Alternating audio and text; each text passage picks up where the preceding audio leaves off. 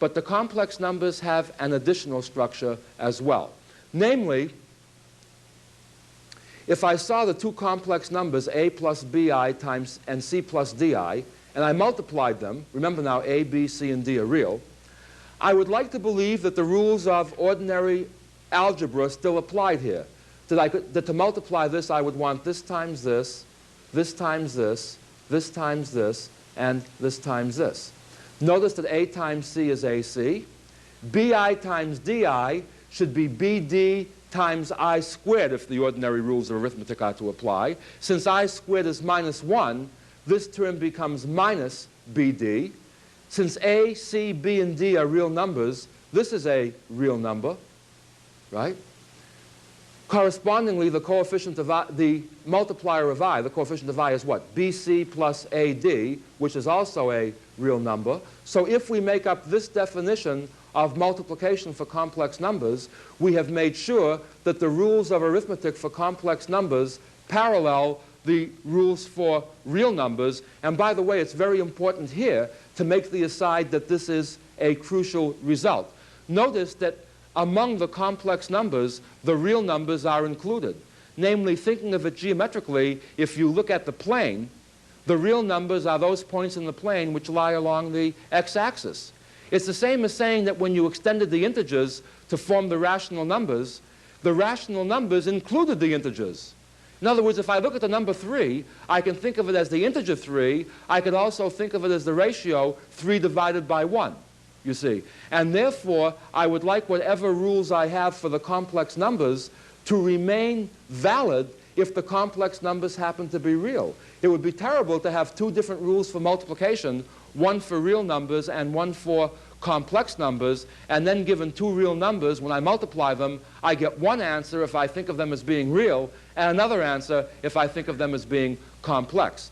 At any rate, the important point is, with this as motivation, I have a way of defining the product of two complex numbers to be a complex number. I don't mean that these things are equal. Ours here simply stands for real. This is real plus I times a real, which is a complex number. A very special case occurs when you take the complex number a plus bi and multiply it by a minus bi. The same number, only changing the plus to a minus. Notice that we would get what? The sum and difference here gives us the sum and difference of two squares. It's going to be what? A squared minus b squared I squared. But since I squared is minus 1, minus b squared I squared is minus b squared times minus 1, which is plus b squared. And notice, therefore, if you multiply a plus bi, which is a complex number, by this other complex number, a minus bi, you get a squared plus b squared, which is a non-negative real number. In particular, if you think back to the geometric interpretation of this, the point a plus bi in the plane is a comma b, and the distance of a comma b from the origin is the square root of a squared plus b squared. So this product is actually the square of the magnitude, the absolute value of a plus bi. This little gizmo is so important that it's given a special name.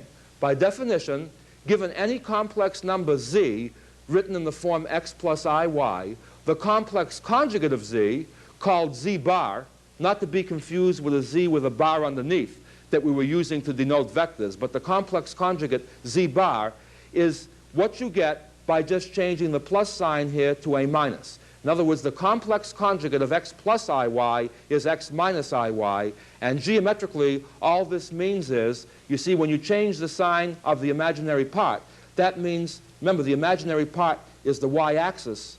You're just reflecting the number symmetrically with respect to the x-axis. You're leaving the x-coordinate alone, and you're changing the y-coordinate to minus y. In polar coordinates, what you're saying is a complex number and its conjugate are the same distance from the origin, but in one case, the angle is theta, and in the other case, the angle is minus theta.